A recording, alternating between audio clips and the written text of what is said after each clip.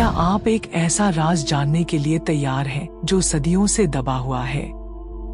एक खंडहरनुमा हवेली घने जंगलों में छिपी हुई, जिसमें भयानक श्राप और अनसुलझे रहस्य छिपे हैं। आइए मिलकर खोजते हैं इस डरावनी कहानी के रहस्य। क्या यह सिर्फ एक डरावनी कहानी है या कुछ और?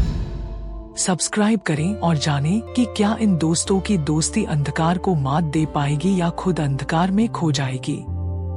घना जंगल, सर्द हवाओं के साथ रात का अंधेरा सब कुछ अपने आगोश में लिए हुए था। दूर एक खंडहरनुमा हवेली दिखाई दे रही थी, जिसे बरसों से किसी ने नहीं देखा था। कहते हैं हवेली की दीवारों के पीछे कई अनसुलझे रहस्य छिपे हुए थे और एक भयानक श्राप ने उसे अपनी गिरफ्त में ले रखा था। 4 दोस्त अनंत, रिद्धि, संभव और प्रिया चांदपुर के इस रहस्य से खिंचे हुए थे। हवेली के गेट पर पहुंचते ही उनके कदम ठिठक गए। पुराना लोहे का दरवाजा जंग से भरा, जैसे सदियों से किसी की राह देख रहा हो। क्या यह वही गुप्त दरवाजा हो सकता है जिसके बारे में हमें बताया गया था? कहीं ये हमें उस राज तक न ले जाए जिसे सब भूल चुके हैं। अंधेरे और ठंडी हवाओं में कांपते हुए चारों दोस्तों ने दरवाजा धीरे धीरे खोला। दरवाजे के पीछे घना अंधेरा था, जिसमें सिर्फ अनिश्चितता और डर बसा हुआ था। लेकिन उनके कदम पीछे हटने वाले नहीं थे। हवेली की रहस्यमय दुनिया अब उनके सामने थी और हर तरफ अजीब सी सहरन थी, जैसे कोई छिपकर उनकी हर हरकत देख रहा हो। जैसे ही उन्होंने हवेली के अंदर कदम रखा, एक अजीब सी गंध और धूल भरी हवा ने उनका स्वागत किया। कमरे के कोनों में टूटे फर्नीचर और अधजले कागजों के ढेर लगे थे। हवेली का हर कोना अपनी एक पुरानी और डरावनी कहानी बयां कर रहा था। टॉर्च की हल्की रोशनी में दीवारों पर लगे पुराने चित्र और मटमैली किताबें दिखाई दे रही थी। रिद्धि, क्या यही वो गुप्त पुस्तकालय है जिसके बारे में सुना था? ऐसा लगता है जैसे यहाँ सदियों से किसी ने कदम नहीं रखा हो। प्रिया, यहाँ से कुछ ढूंढ पाना मुश्किल है। सब कुछ जला हुआ और बिखरा हुआ है। घंटों की खोजबीन के बाद रिद्धि के हाथ एक पुरानी किताब लगी। किताब तंत्र मंत्र और गुप्त शक्तियों से भरी हुई थी, लेकिन उसकी सबसे डरावनी बात थी किताब पर लिखी एक चेतावनी। साफ साफ शब्दों में लिखा था, इसे पढ़ना वर्जित है। और तभी चारों के मन में एक सवाल कौन था? क्या यह वही शक्ति है जिसकी उन्हें तलाश थी? रात की खामोशी में रिद्धि की जिज्ञासा उसे चैन नहीं लेने देती। कमरे की ठंडी दीवारें और खिड़कियों पर गिरती चांदनी उसे हर क्षण उस किताब की ओर खींचती है। आधी रात का सन्नाटा, जब बाकी सभी गहरी नींद में सो रहे होते हैं, रिद्धि की बेचैनी बढ़ती जाती है। उसकी आंखें भारी, मगर मन के अंदर एक अजीब सी हलचल।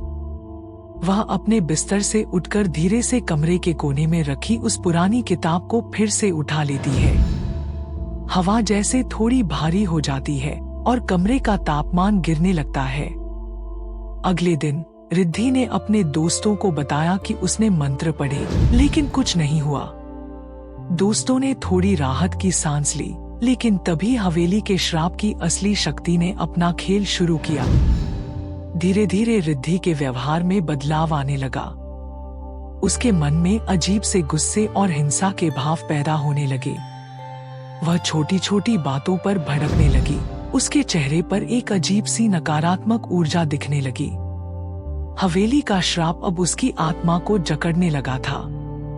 उस रात प्रिया अचानक अपनी नींद से जागती है। उसे महसूस होता है कि कुछ ठीक नहीं है। कमरे में एक अजीब सी ठंडक और सन्नाटा है, जैसे कुछ अनहोनी होने वाली हो।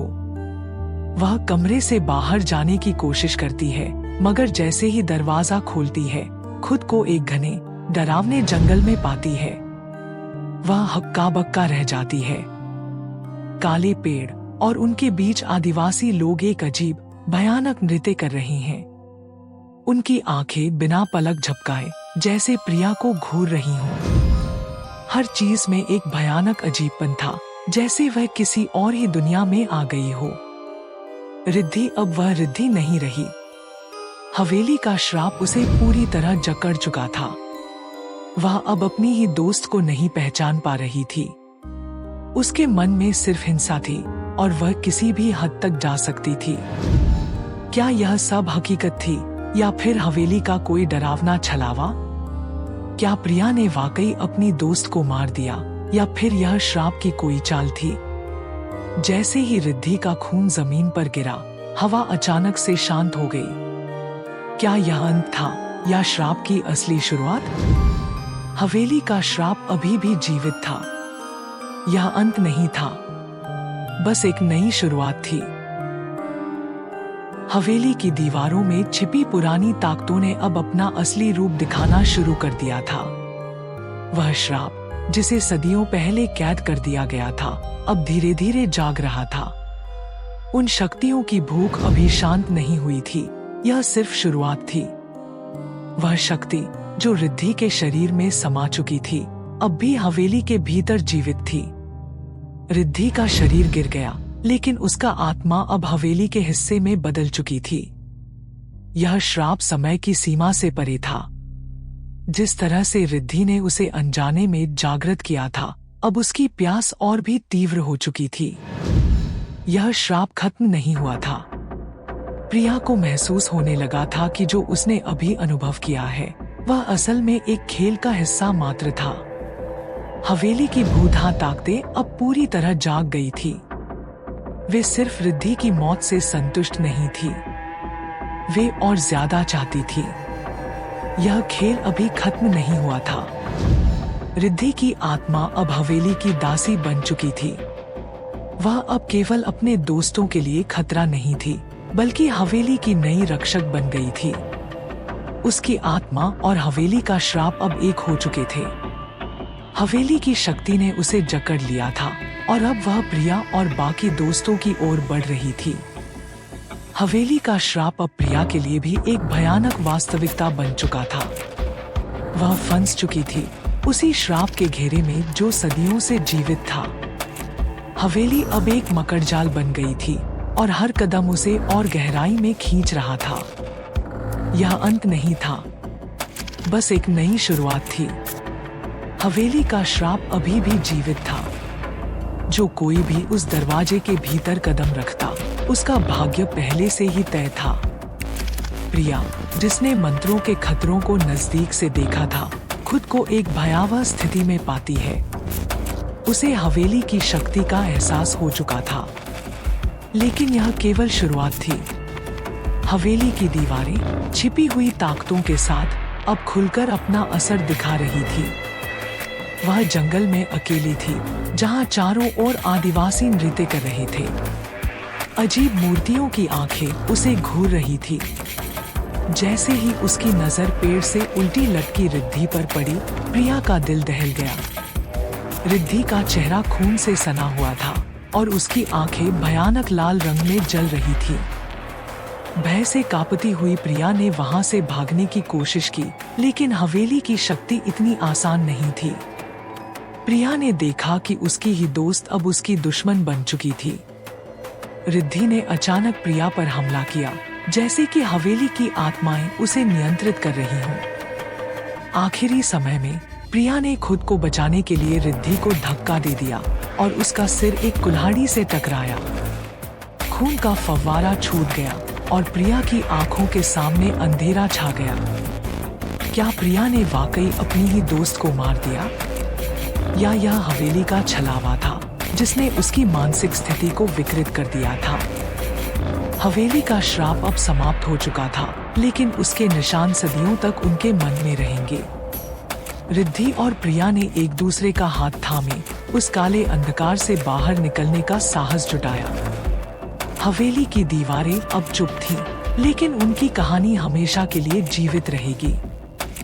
प्रिया ने गहरी सांस ली, जैसे उसने अपनी सारी घबराहट को बाहर निकाल दिया हो। रिद्धि के चेहरे पर एक शांत, संतुष्ट मुस्कान थी, जैसे उसने अपनी आत्मा को भूतों के जाल से मुक्त कर लिया हो। वे दोनों उस जंगल से बाहर निकल गईं, जहां सब कुछ बदल चुका था, लेकिन एक नई शुरुआत की उम्मीद भी जगी थी। लेकिन क्या हवेली वास्तव में खत्म हो गई थी? उस पुरानी किताब के पन्ने फिर से पलटने के लिए हमेशा तैयार थे, और जो कुछ भी एक बार जागा था वह फिर से कभी लौट सकता था। यह कहानी समाप्त होती है, लेकिन याद रखें, हर अंत एक नई शुरुआत को जन्म देता है। क्या आपको यह कहानी डरावनी लगी? हमें कमेंट्स में जरूर बताएं, और अगर आपको यह वीडियो पसंद आई हो तो लाइक करें, शेयर करें और हमारे चैनल को सब्सक्राइब करें ताकि हम आपको और भी खौफनाक कहानियां सुना सकें।